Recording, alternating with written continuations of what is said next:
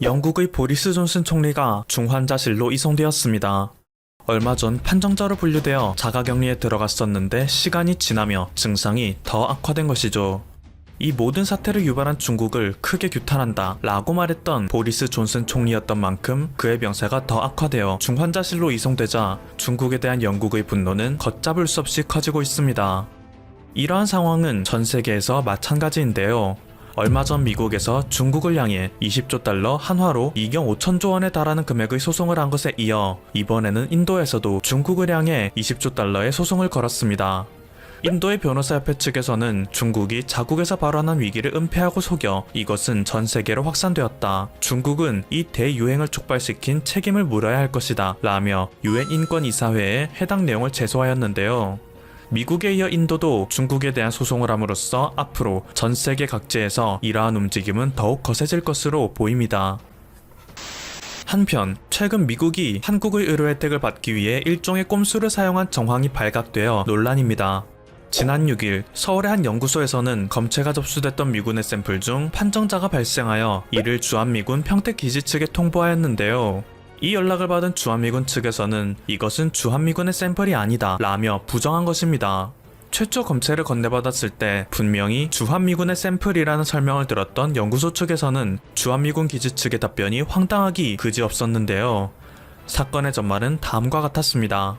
얼마 전 미군 핵항공모함 측에서는 고열을 호소하는 군인이 속출하는 상황이 벌어졌습니다.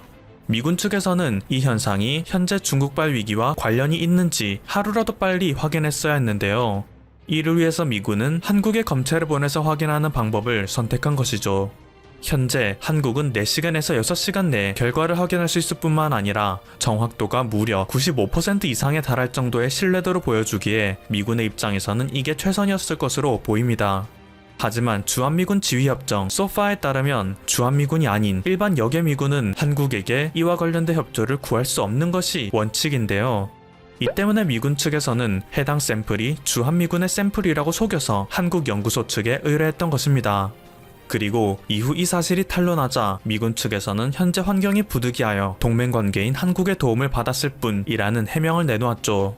납득이 가는 상황이긴 하지만 이것이 엄연히 불법이라는 것에는 변함이 없는 게 사실입니다. 한국의 시스템을 악용하는 사례는 이뿐만이 아닙니다.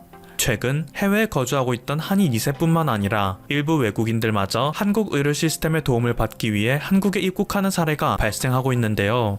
요즘 한국에서 50여 명 내외로 조절되고 있는 신규 판정자 중 해외 유입 사례의 비중이 40%에 이를 정도로 이 문제는 심각하게 받아들여지고 있습니다. 게다가 이들 중 많은 이들이 판정을 받은 후 자가격리 수칙도 제대로 지키지 않아 보건당국에게 상당히 큰 골칫거리로 떠오르고 있죠. 얼마 전 전북 지역에서는 자가격리 중이던 베트남 유학생들이 휴대폰을 거주시설에 놔둬 추적을 회피하여 근처 공원에 나들이 간 사실이 적발된 바가 있습니다. 수원 지역에서 또한 한 영국인이 자가격리 수칙을 위반하여 마스크도 착용하지 않은 채 활보하다가 적발되기도 했죠. 또한 지난 2일 인천공항을 통해 입국했던 대만 여성은 도착 당시에는 시설에 격리된다는 사실과 모든 비용은 자신이 납부해야 한다는 사실에 동의했음에도 이후에 비용을 낼 수 없다는 막무가내 태도를 보였습니다. 이에 법무부에서는 이 여성을 포함하여 격리조치 거부를 표시한 외국인 11명을 모두 추방조치했는데요. 앞서 설명된 것처럼 국내에서 격리 조치를 위반한 다른 외국인들 역시 모두 강제 출국시키는 것을 검토 중이라고 합니다. 또한 지난 5일부터는 법률이 더욱 강화되어 자가격리 수칙을 위반할 경우 최대 징역 1년 또는 벌금 1천만 원에 처할 수 있게 됐고, 휴대폰에 설치된 자발적 격리 어플의 추적을 피한 베트남 유학생의 사례를 방지하기 위해 정부에서는 이들에게 아예 전자팔찌를 착용시키는 방안을 검토 중이라고 합니다. 여태까지 정부가 시행했던 조치 중 가장 역대급 초강수인 셈인데요. 이것이 자유민주주의의 가치를 훼손시킨다는 지적이 있긴 하지만 홍콩과 대만에서는 이미 스마트 팔찌를 활용하고 있기도 하고 자가격리를 위반하여 적발되는 사람이 하루 평균 7명 가까이 되어 사회에 큰 피해를 끼치는 만큼 현사태의 원활한 통제를 위해서는 필요한 조치라는 목소리가 커지고 있습니다. 자유민주주의의 가치 아래서 한국의 모델이 가장 효과적이라는 평가를 받는 지금 한국이 전자팔찌를 이용하여 사태를 통제하는 모습을 보인다면 지금 한국의 대응 모델에 따라하는 수많은 국가들 역시 이를 배워 자국에도 적용하기 시작할 것이라는 전망이 나오고 있죠. 우리 민족은 반만 년 전부터 자가격리에 특화된 민족이라고 합니다.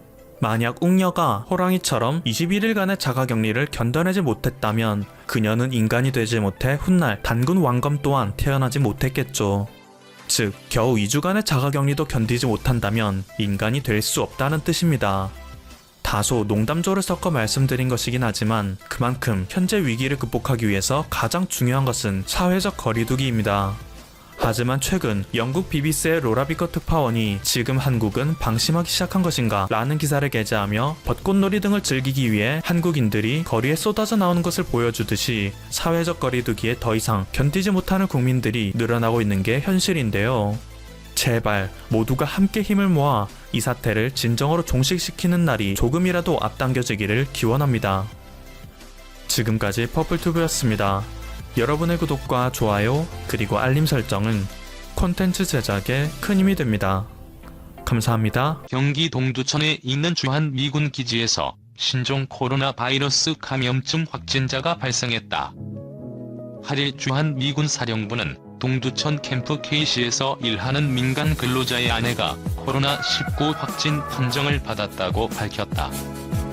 그는 지난달 25일 캠프 K시를 마지막으로 방문했고 지난 2일부터 남편과 함께 기지 밖에서 격리 중이다. 주한미군은 확진자와 밀접 접촉한 전경 등을 추적하고 있다. 또한 확진자가 방문한 기지 내 시설에 대해 방역 작업을 하고 있다. 미군은 현지 보건당국과 한국질병관리본부와 협력해 관련 정보를 공유하고 대응 방안을 논의하고 있다고 전했다. 동두천 기지에서 코로나19 확진자는 처음이며 주한미군 관련 21번째 확진자다. 동두천 기지 외에 평택기지 9명, 오산기지 3명, 대구, 경북지역 기지 8명 등이다. 프랑스 경제지 레이제코는 지난 6일 비러지니 프라델이라는 변호사가 쓴 코로나 바이러스와 동선 추적 개인의 자유를 희생시키지 말자는 글을 내보냈다. 레이제코는 한국 내 인지도는 낮지만 112년 역사를 가진 프랑스어권 최대 경제지다. 영국의 파이낸셜 타임스에 이어 유럽의 경제지로는 독일의 한델스블라트와 함께 영향력 2위를 다툰다. 대주주가 세계 최대 명품 기업 LVMH다. 요즘 프랑스 정부는 스마트폰으로 코로나 감염자를 추적하는 시스템을 구축하는 것을 추진하고 있고 프랑스 사회는 이와 관련해 찬반 의견이 팽팽하게 맞서고 있다. 프라델 변호사는 스마트폰 추적에 반대하는 취지로 기고문을 작성했다.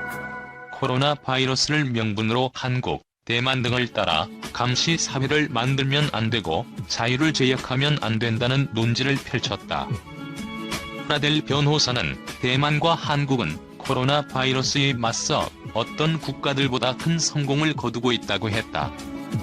그러나 사생활을 침해하는 감시 체계를 만든 덕분이기 때문에 이런 방식을 따라해서는 안 된다는 유지의 주장을 폈다.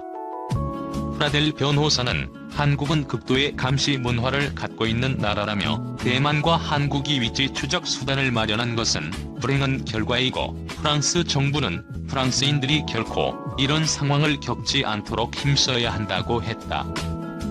그는 한국과 대만은 개인의 자유 존중에 있어서 좋은 모델이 되는 나라가 아닐 뿐 아니라 오히려 최악의 국가라는 사실을 잊지 말아야 한다고 했다. 프라델 변호사는 이어 한국만 집중적으로 비난했다. 그는 몇 년 전부터 중국이 디지털 감시 체계를 만들어 국민들을 억압하고 있고 한국도 똑같이 하고 있다고 했다. 프라델 변호사는 한국은 모든 종류의 감시와 밀고에 있어서 세계 두 번째 국가라며 수천 명의 한국인들이 스토킹하고 밀고하는 기술을 전문적인 학교에서 배운 뒤 다른 사람들의 잘못을 신고해 돈벌이를 한다고 했다. 그는 예시로 한국인들은 길거리에서 담배 꽁초를 버리는 것과 다른 사람들의 훈련을 신고해 돈을 번다고 했다. 프라델 변호사는 밀고와 극도의 감시 문화는 우리 프랑스의 실정과는 전혀 다르다며 이런 나라들은 오래전에 개인의 자유라는 것을 포기한 나라들이라고 했다. 그러면서 프라델은 물론 개인의 자유라는 것이 존재했더라면 말이다라고 했다. 애초부터 한국 등이 개인의 자유를 보장하지 않는 국가라는 식으로 비아냥거린 것이다. 프라델 변호사는 개인의 자유는 프랑스의 아름다운 유산이지만 통행의 자유, 표현의 자유, 기업의 자유 등 프랑스인의 자유는 점점 줄어들고 있다며 탈세를 방지하거나 코로나를 막는다는 식으로 정부는 프랑스인들이 싸워서 얻어낸 마지막 자랑인 자유를 희생시키고 있다고 했다. 프라델 변호사는 조세 전문 변호사다. 2017년 포방조세경제연구소라는 민간단체를 설립해 대표를 맡고 있다. 방송에 자주 출연하는 스타 변호사다. 파리일대학 법학과를 나와 2013년 변호사 자격을 취득했다. 파리구대학서 세법을 전공해 석사를 땄고 런던 킹스 칼리지에서도 국제조세로 법학 석사를 받았다. 프라델 변호사가 프랑스식 개인의 자유를 강조하기 위해 한국을 비방하는 수위가 지나쳤다는 지적이 나오자 주프랑스 한국 대사관도 대응에 나섰다. 대사관은 전혜웅 주프랑스 한국문화원장 명의로 반박하는 기고문을 레제코에 보냈다. 일부 교민들은 프라델 변호사에게 항의성 이메일을 보낸 것으로 알려졌다. 파리에 사는 교민 A씨는 사망자가 1만 명 넘은 나라에서 사망자 200명 나온 나라를 얕잡아보고 있어 화가 나기보다는 실수가 나온다고 했다. 프랑스 한인회 관계자는 이동금지령으로 발이 묶인 프랑스와 이동금지령 없는 한국 중 어디가 더 개인의 자유가 있는지 묻고 싶다고 했다. 일부 유학생들은 프라델 변호사도 문제지만 허위 비방으로 가득한 글을 거르지 않고 게재한 레제코에 대해 대사관 차원에서 강력하게 대응할 필요가 있다고 입을 모았다. 프라델 변호사 외에도 프랑스 지식인 중에는 코로나 확산 방지를 위한 한국의 휴대전화 추적에 대해 인권에 반하는 조치라는 인식을 가진 이들이 제법 있다. 프랑스 정부의 과학자문위원회 위원인 전염병 학자 드니 말비는 한국의 시스템은 극단적으로 사생활을 침해하는 방식이다. 유럽에서는 이런 방식을 허용할 수 있을지 모르겠다라고 했다. 이런 시각에 대해 기본적으로 가치관의 차이지만 유럽 특유의 우월주의가 표출된 것이라는 말도 나온다.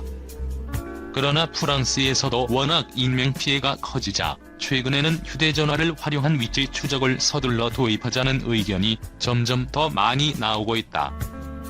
개인의 자유가 중요하며 감시 사회가 곤란하다는 내용의 프라델 변호사의 기고문이 나온 이튿날 레제코는 정반대 의견을 담은 기고문을 보도했다. 뱅상테라드라는 프랑스 지방행정학교 학생이 코로나를 제압하기 위해 우리의 자유를 일부 희생하자는 제목으로 쓴 글이다. 테라드는 사생활 침해 논란은 정보를 익명화시켜서 줄일 수 있다며 인권을 생각하다가 수많은 생명이 사라지는 현실을 망각하는 건 아닌지 생각해봐야 한다고 했다. 그는 한국은 코로나 확산을 막기 위해 최신 기술을 사용하는 것을 주저하지 않는다고 했다. 일간 르피가로의 레제 아르노 도쿄 특파원은 좀 더 직설적으로 프랑스가 겸손한 태도로 각성할 것을 촉구했다. 아르노 특파원은 한국을 비롯한 동북아시아 국가들의 방역 성공을 프랑스도 좀 더 겸손하게 바라봐야 한다며 한국의 대처 방식에 대한 프랑스 정책 결정권자들의 오만함은 참을 수 없을 정도라고 했다.